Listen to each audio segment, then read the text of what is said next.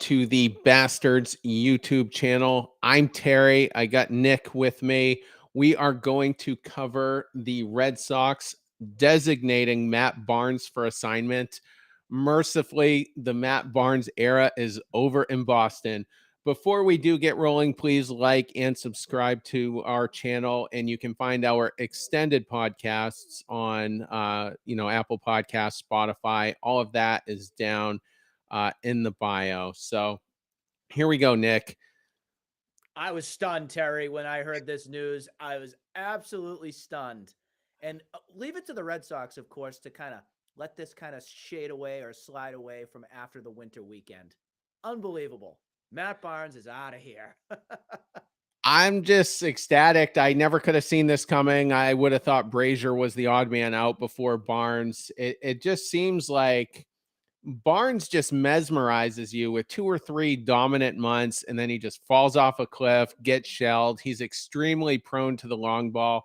And I'm always at odds with people on social media. And all winter long, they were defending Barnes because in his last 22 appearances, he had a 1.59 ERA. And I'm like, he does that every year. It just happened to be the 2 months that we were out of it. And I just couldn't believe it that he was the one that was designated, to make room for Duvall. I thought it was going to be either Caleb Ort. I thought it was going to be, and I was hopeful that it was going to be Brazier. What does Ryan Brazier have on this organization? He has been with Well, this team forever. Now it's 3 people that have been with this team for the longest out of the 2018 World Series. It's Chris Sale, Devers, and Brazier.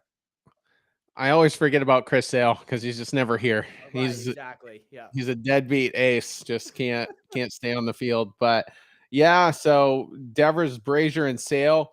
And again, I mean, you would have thought where Bloom gave him a 2-year extension that he'd still try to right the ship and salvage it, because when you're DFAing a guy like Barnes, you're admitting you're wrong.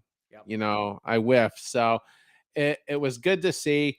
And this year I didn't argue with the trolls on Twitter as much as in previous seasons, because you got Kenley Jansen now, probably your closer. You got Chris Martin.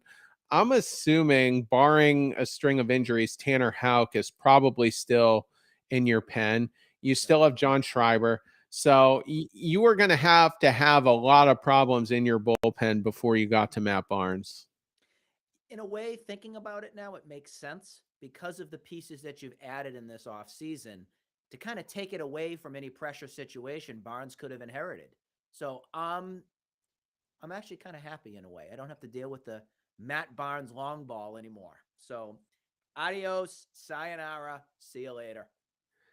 And he had a career 4.07 ERA, and I would have assumed it was much higher. I just the bad Matt Barnes moments just seem to outweigh the good ones. His best season, 2021, he made the All-Star team, like we were just talking about privately. But the turning point was the sticky stuff. You take that away, and he just wasn't the same. Garrett Richards, same thing that year, was pitching okay. Take that away. And Imagine a substance, though, impacting so many of these pitchers that we saw from 2021. Garrett Richards, Matt Barnes. Can't have that little sticky stuff. Fall off a cliff.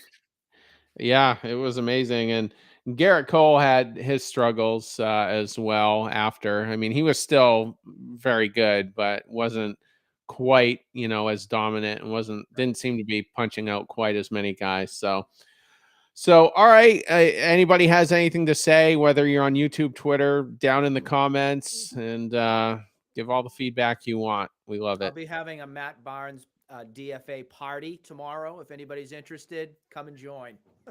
Is there a dress code for that? Whatever you'd like. I think you should make everyone wear clown suits. There you go. That would, and Chaim Bloom is welcome to join that party as well too. Yeah, absolutely. All right.